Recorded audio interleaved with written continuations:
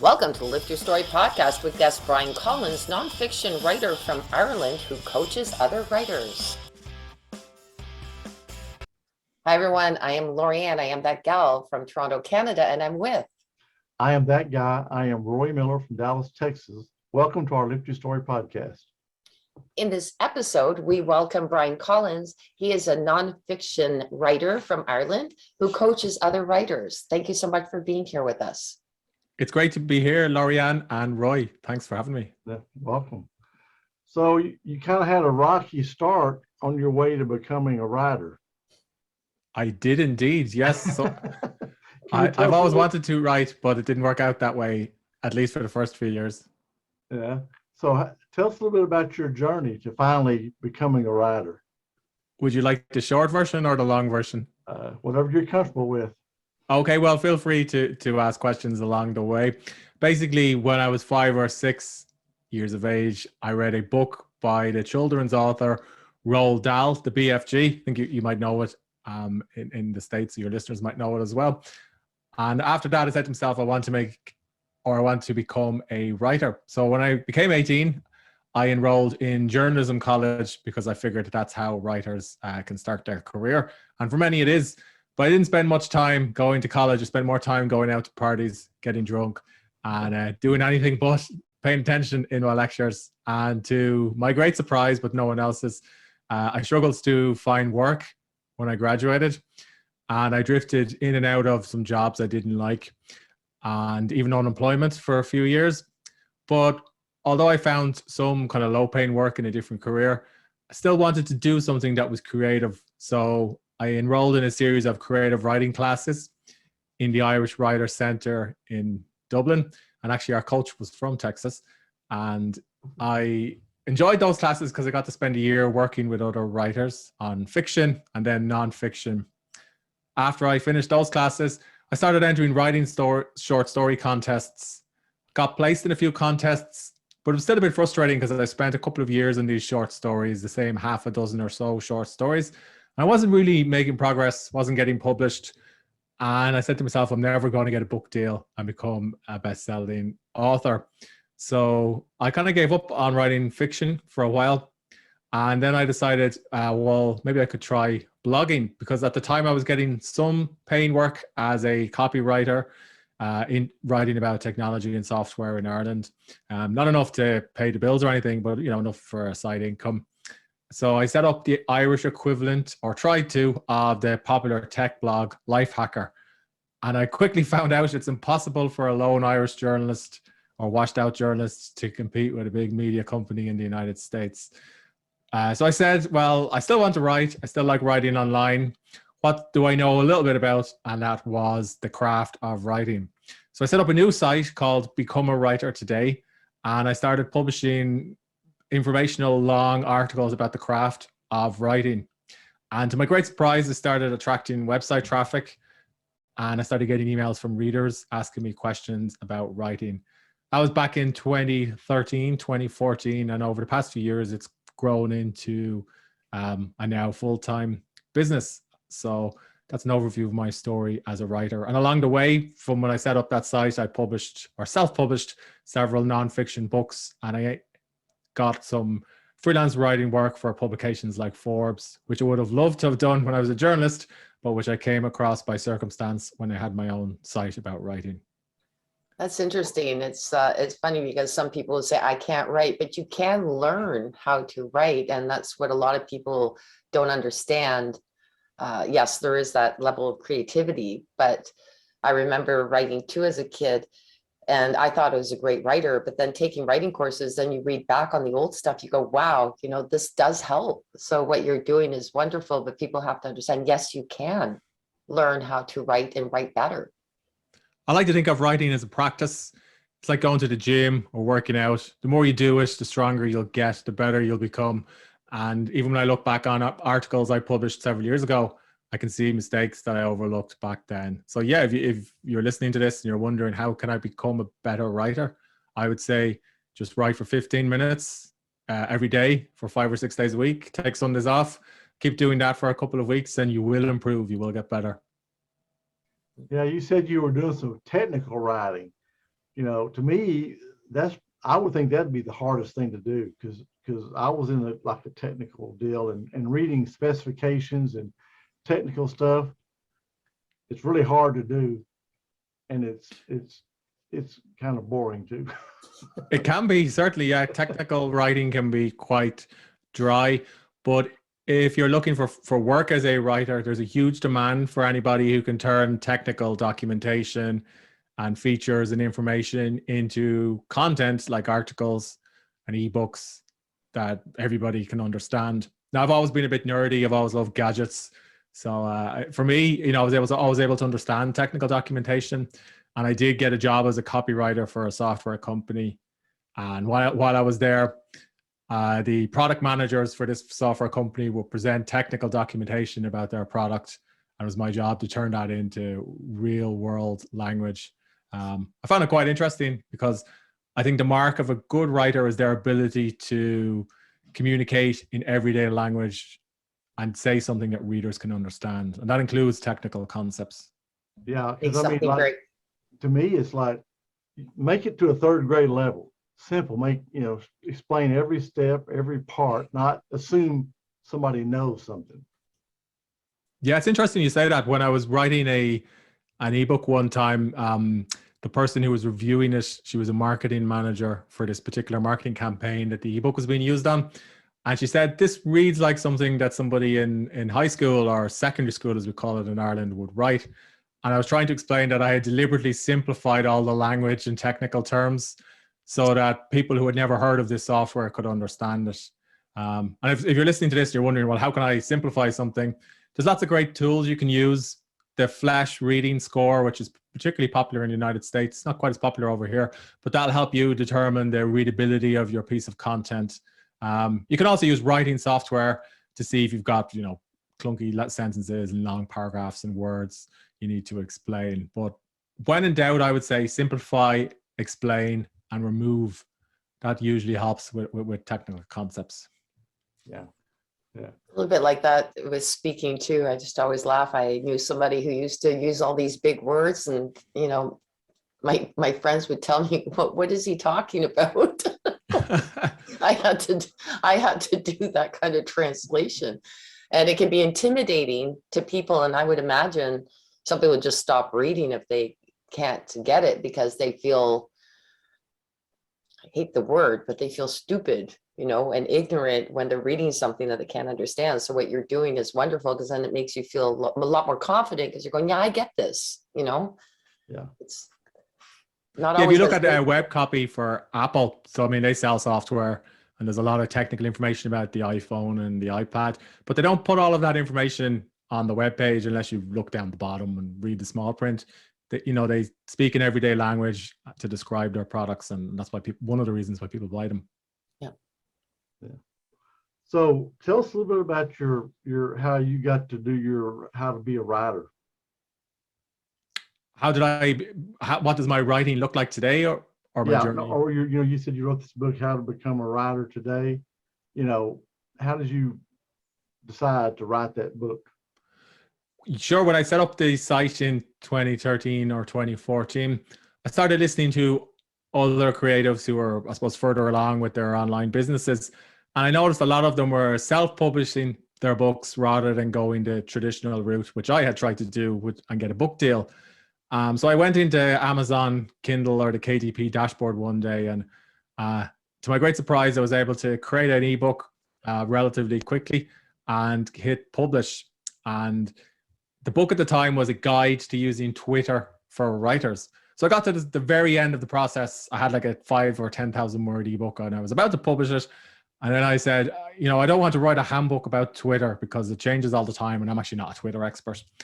But I was still captivated with the idea that you could write something, invest in a good book cover, edit it, and self-publish your book. So I went back to my site and I looked at all the articles I'd spent the past year writing. And a lot of them were about productivity for writers, how to get things done, how to create a daily routine, how to get over writer's block, all those kind of problems that new writers have that I learned about during the previous few years. So I rewrote all of the articles into a book, and I self-published that book. And at the time I called it a handbook for the productive writer, 33 strategies or 33 strategies to overcome writer's block or something like that. And I say something like that because a couple of weeks later, I got some emails from readers who said they found typos in the book because I didn't have money to invest in an editor. And I thought because I was a journalist, I could edit my own book, and I was dead wrong. So I took the book down and I rewrote it, and I commissioned an editor, and I republished it as the Savvy Writer's Guide to Productivity. And it was the first book in a 3-part series. And that to me opened my eyes that, you know, you can take charge of your writing career. You can self-publish a book on Amazon, and these days you can self-publish everywhere. You can sell the book, and in fact, your biggest problem isn't creating something you can sell. It's connecting with your reader. So since then, I've self-published over a dozen or nearly a dozen books. Wow. So I guess in your process, you learned about marketing your books. Yeah, so I would say if you're creating something, this is a problem I had. Many new writers worry that what people will think of them when they read their book or their work or their articles. What will a family member think if you wrote about something that happened in your family? What will your parents think? What will your spouse think? But if you're writing and you want to connect with an audience, your biggest problem isn't what people will think. It's capturing the attention of your ideal reader in the first place. And that's where marketing your work comes in. So if you're writing every day, I would say write it in the morning or write first thing. That's your most important task as a creative. But then you should also do one thing every day that will help you connect with your ideal reader. You can call it marketing. You can call it promoting your work, whatever you like to think of it. Do something that will help you build your writing business. So it could be setting up an email list. It could be setting up an ad on Amazon to sell some of your books. It could be publishing or writing a guest post for another website. But do something that would help you get more of your work in front of the right people. It's very interesting. Yeah, there's a lot of, that's where there's a misconception. If you write the book, they will not purchase, they won't buy it if they don't know it's there. Yeah. And it's a lot of work it's true. to get people to know that. Yes. There's a great book I'd recommend reading. It's called The Perennial Seller by Ryan Holiday. But that's pretty much the thesis of that book. If you write it, they're not going to just buy it because you invested hundreds of hours in it. Nobody knows how much work you put into the book. You still need to go out and promote it. And this is something I struggle with as well.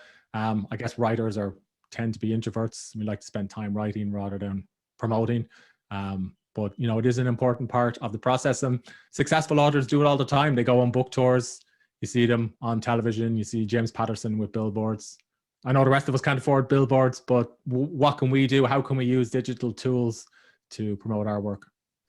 And you're doing that right now. Podcasts are now a great tool. And with that, you also have, your videos that you can continually put out there with, the little clips of the podcast, which is a great opportunity. We've had quite a few authors, but it was just like one of our guests yesterday say, but the thing is that this is a great tool. So use it. Quite often the authors don't. They'll come on, they'll talk about their book, and then they don't self-promote it.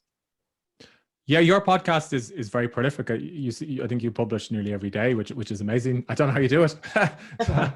I have a podcast I publish twice a week. So I interview other writers and authors about their writing processes. And I found that's quite good for me. I gravitate towards podcasting because I listen to a lot of podcasts. I did try YouTube. A lot of authors use YouTube and video content, and I did publish some videos. But I found I spent more time messing around with my camera and the lighting, and I just didn't feel as comfortable in front of a camera recording video versus podcasting. So I really love interviewing and taking part in interviews like this. For me, it's a natural format for promotion. Yeah, because you meet a lot of interesting people doing podcasts. You can. One day I interviewed in a single day a magician, a pilot, and also somebody who had set up an 8-figure business. It was when I was working as a freelance writer, and I was interviewing people about their books. So yeah, you can speak to all sorts of people with your podcast. And it's great if you write nonfiction, because you can use your podcast as a type of research for your nonfiction books. So you can use quotes from the interview in your book or your articles. So I find it kind of kills two birds with one stone. Yeah. Absolutely. What is your preference for writing, the fiction or nonfiction? So my preference is nonfiction. It's something I've spent the past 10 years writing. I love nonfiction, informational, instructional. I'm just finished a memoir about my experiences as a young dad. I'm not that young anymore. I'm 39, but our first son was born when I was 24. So I wanted to write a memoir about that. But I've also been thinking more about fiction lately. Not necessarily because I have an audience who would read my fiction, but just because it might be fun to write. Yeah, I agree with that. So it almost seems a little bit harder. I'm just working on my first fiction. I'm going, you can put anything you want in there, Lori, and you don't, because I've done nonfiction, you tend to, your creativity gets a little bit stifled when it comes to your imagination, What's it going to be about? It is going to be about, it's based on a true story, so that's where, but I can change anything I want, but it is going to be about a young lady who struggles through an eating disorder, much like my life, but with changes in it. I don't want it to be exactly, because mine's too boring of a story, so I have to make it a fiction in order to make it interesting. Yeah, well, I suppose that's the beauty of fiction. You can invent details. Absolutely. So, So you go ahead, Roy. so you were talking about your audience, and all right, I'm going to use the term Lorianne doesn't like. So, what is the avatar for your audience? The avatar, yeah. So that's the term we used to use when I was on a marketing team. What's the ideal reader? I guess is how I would explain it to people on my email list. For me, it's new writers who need help with the craft of writing. It's new writers who need advice about sharing their story with the world, and for writers who want to make an impact. That would be my ideal audience for the Become a Writer Today website. I currently work with some freelance writers who produce content on those topics as well. So people are learning from other people apart from me, because I can only write so much about those topics.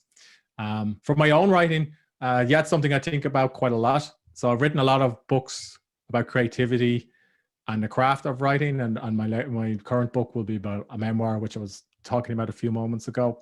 So I guess I'll need to see how that works. But that ideal audience for that book will be young dads who are about to have a baby with their partner or spouse and are wondering, what's this really going to be like? Because every other book I've read about this is written from the point of view of the mother. So what about dads? Who's going to tell me? So that's the way I approach that book. But that's a great question, Roy, because I think anybody engaged in creative work or doing anything online should spend 5 or 10 minutes saying to themselves, who is my avatar? Who is my ideal reader, my ideal listener, my ideal viewer? And that'll help you target your content at them and create something that entertains or inspires or educates. It's very interesting about your book. There are quite a few podcasts that have popped up regarding fathers and fatherhood, which is really nice. So there is one already that I know that I can connect you with, but please do. it's Yeah. a topic, whether they're single or being a dad. And it's kind of nice because it used to always be about mothers, and it's nice to hear about fathers, Now you're talking about the guy that was a professional gambler, Lorianne. Rob, was his name Rob or Rob? That's one of them. I think there's yeah. actually 2 podcasts that I know Yeah. that would be very much interesting for you. And that's, again, then you hit your ideal reader by going on podcasts that are specific to that topic. Yeah, he would be a good one for your interview. Absolutely. That Here would be we are. fantastic. We're talking about helping you out to get the word out. This is what we do. We also are matchmakers on this. I appreciate your help. I had a friend, one of my friends growing up. He used to write to the paper in his town. He'd like comment. He really liked sports. He was a real sports nut. He would always comment on the games and stuff, and he always got put in the paper a lot, in editorials and stuff. So I gave him a book. I think it was called The Writer's Market. I can't remember, but anyway, it's for people that want to write, and they write a short story. They can submit it to all these different places. and get published, and maybe make $25 or whatever. And so he did that, and he really was doing pretty good at it. I mean, he was getting out, and unfortunately he passed away, but he started out just because he loved sports, but he was a good writer. And so he started getting out in there, which I thought was pretty interesting. Stephen King described something similar about the start of his writing career. He used something like the Writer's Handbook to find literary publications and short story contests to enter. These days, there's a great service that helps with that. It's called Duotrope. I'm not affiliated with them or anything, but I find that's particularly good for finding where you can submit your work. But yeah, I think the internet unlocks more opportunities as well for publishing. I recommend a lot of nonfiction authors use Medium. So that's a great social media network built for writers and has a readership, particularly in the nonfiction genres, that you can use to connect. Oh, wonderful. It's interesting you mentioned Stephen King. I read The Stand, which I thought was fantastic, but I'm not really a Stephen King person. But the thing about him is he is so descriptive in his writing. I mean, he pulls you in and you're like you're there. I mean, he's one of them that, especially in The Stand, for me, I really like that writing. Now, some of the other stuff's a little bit too far out there for me personally, but he's a good writer. There's no doubt. Yeah, I enjoyed Misery and also It. They're probably my two favorite Stephen King titles. By the way, who is your favorite writer? I was just going to ask that question. I know we're thinking too much alike these days. Yeah, it's a difficult question because it really depends on what time of day it is and what I'm thinking about. I know many readers would say the same. I'm a big fan for nonfiction or for fiction, of the short story writer Raymond Carver and also Charles Bukowski. So I'm a big fan of their work. For nonfiction, I guess I tend to gravitate between like contemporary business books, and then I kind of look to older stuff, personal essays and so on by the likes of Montaigne. So I find that's really enjoyable. I like science fiction too. I like reading science fiction to switch off. So I recently read The Three-Body Problem, which is by a Chinese author. It's over 2,000 pages between the 3 or 4 books in the series. So that was a fantastic read too. Wow. It's funny. I was talking to my daughter about that, and there's no question. You don't even have to ask her who her favorite author is. One of them anyway. She brings up Ray Dalio all the time. Ray Dalio, yeah, Principles is a great book. Yeah, I think that came out 2 years ago. I read that twice. It's fantastic. Yeah, that's interesting. What advice would you give to someone that is thinking about, becoming a writer or wanting to write? I would say work every day on your craft. So for work 15 minutes every day, rather than trying to write for 5 or 6 hours at the weekend. Because if you can produce 300 words in 15 minutes, which most people can do, if you do that for 5 or 6 days a week, that's between 1,000 and 2,000 words. If you do that for a month, you've got 8,000 words. If you do that for 4 or 5 months, you have the first draft of a book. But not only that, you've built a writing habit, and you can easily go past 15 or 30 minutes. On the other hand, if you try to write for 5 or 6 hours at the weekend, you might do it on weekend one, but chances are when the following Saturday arrives, you'll have to do something with the kids, or something will come up at work, or it's a sunny day and you want to go outside and go somewhere, and then you miss your writing session, and then you put a week off, which means you postpone on your book or whatever it is you want to start. The other piece of advice I would say, and I've kind of borrowed this from the screenwriter David Mamet, is work on your art every day. So that's writing, but also work in your business every day. So like you were asking me earlier, Roy, about marketing, do one thing every day that will help you grow your business or connect with readers. Yeah. It's funny you mentioned 300 words, because I have a friend that is a writer, and that's her goal. She said she has to write 300 words a day minimum. She said, sometimes I may write 500 or 1,000, but I always make it my goal to write 300 words a day. It's a good goal. Yeah. And she said, it works for her. She's got in that habit, and so she does that. And she said, I never, very seldom do I struggle to get 300. She said, but if I'm in the right mood, right frame of mind, I can write 1,000, 1,500. But I have to do at least 300 a day to feel like I'm doing what I need to do. And that works well for anybody who's writing on the side, which most new writers are, because you can do it before work, or you can do it on your lunch break or after work. You don't have to quit your job and become a starving artist. I keep hearing this, and I love to write, but that consistency is not there for me. I just go all in, or I do a lot of blogs and stuff, but when it comes to writing a book, because Roy, it's like I'm there or I'm not. Same for Yeah, me. it can be hard to maintain the routine sometimes. Yes. Yeah, I have to be in the right frame of mind. If I am, I can sit down. I have to, kind of like you say, I may have to spend 2 or 3 hours because I'm in that zone. Yeah. But then it may be a week or 3 to 4 days or 3 weeks before I'm back in that zone again. That's just for me.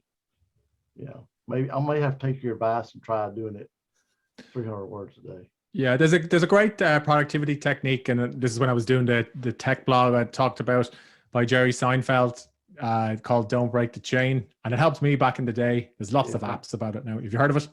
Yes, I heard him say it. Tell those new comics, write 1 joke a day. Yeah. Well, it works for a writing habit too. At least it worked for me.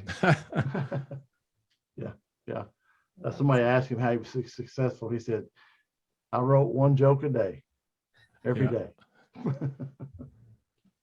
So, Bryan, how can our listeners reach out to you? Sure. So if you're listening to this and you would like to learn more about the craft of writing and get a free book of writing prompts, visit becomeawritertoday.com. And on that site, you can also check out the podcast where I interview best-selling authors about their writing processes and their books. And if you're interested in getting a memoir about parenting and you're a young dad and you're panicky about what's coming next, I don't have the website set up just yet, but if you go to Amazon and type in "I can't believe I'm a dad," by the time this show is out, I should have a pre-sale page up. Cool. That's wonderful. And your podcast is the same name as your website? It is indeed, yes. Become a Writer Today, also on iTunes. Perfect. We just want to make sure our listeners are aware of that so that they can find you. And your books are available on Amazon, anywhere else? The books are all on Amazon, yeah. So if you type in "Become a Writer Today" as well, that's the name of the series. All the books have different names in the series, or you type in my name and they'll all pop up. Okay, good. Thanks, Bryan. This was great information. Yeah, thanks you so much for being our guest. Yeah. Thank you. All right, thank you, Bryan.